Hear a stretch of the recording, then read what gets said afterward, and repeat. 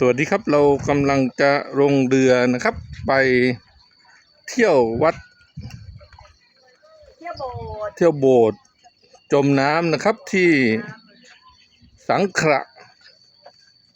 สะพานมอญนะครับตอนนี้เรือกำลังมารับเราแล้วนะครับคนขับเรือเก่งมากนี่คนนี้ครับเรือป้าจีนะครับเรือป้าจีเป็นแม่เขานะครับ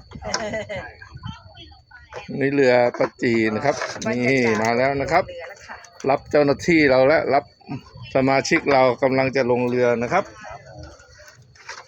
ขึ้นทางนี้เลยได้ไหม ไม่ได้อ๋อตรงข้างหน้าใช่ไหมครับต้องขยับมาตรงนี้นะครับกำลังจะขึ้นเรือกันแล้วนะครับผมจับไว้ เราไม่ใช่คนทะเลสมาชิกมาเลยครับใส่เสื้อชูชีพด้วยครับกำลังลงเรือและใส่ชูชีพด้วยครับเพื่อป้องกันอันตรายหน่อยนะครับตรงนี้ครับโอเคครับสวัสดีครับ